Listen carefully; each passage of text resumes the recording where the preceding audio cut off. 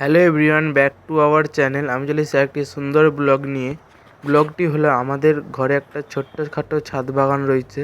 ছাদ বাগানেতে অনেক নানান রকমের শীতের ও গরমেরও গাছ রয়েছে।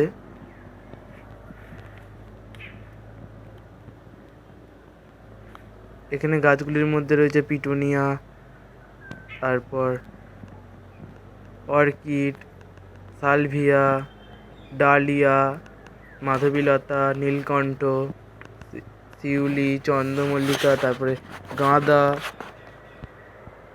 জবা রয়েছে, গোলাপ আছে।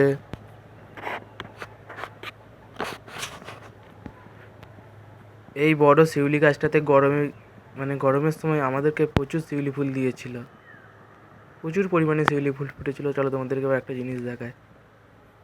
এই যে পদ্ম গাছের ড্রাম, পদ্ম গাছটা মরে গেছে শীতে। এবার এটা রজনীগন্ধা স্টিক বেরিয়েছে প্রথম আমাদের ছাদ বাগানে। একটা জবা ফুলের কালার।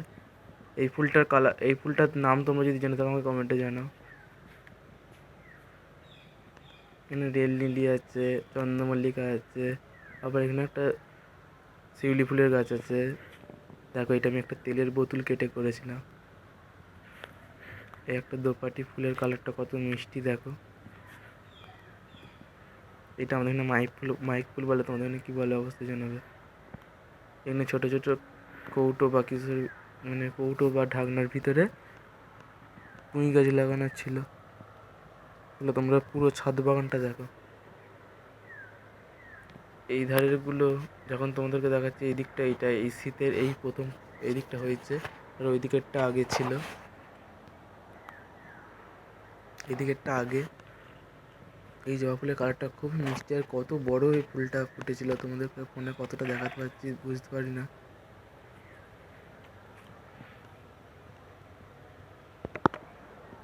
তাহলে আকাশটা খুব সুন্দর ছিল বলে তোমাদেরকে আমি একটি দেখে দিলাম। গাঁদা গাছও ছিল 5টা, কিন্তু গাঁদা গাছের ঝাঁকড়গুলো দেখো। তোমরা যদি এরকম ঝাঁকড় করতে যাও তাহলে শুধু খোল ভিজে না, 1 সপ্তাহ করে খোল ভিজিয়ে গাছের গোড়ায় দাও, তাহলে এরকম ঝাঁকড়া হবে। এখানে একটা জারবেরা দেখো, জারবেরা 3টে কুঁড়ি এসেছে। ডালিয়াটার মুখটা কেটে দিয়েছে। এখানে চন্দ্রমল্লিকার একটা কালার, এই ফুলটা কালার নাম জানি না। পিটুনিয়া রয়েছে 7টা।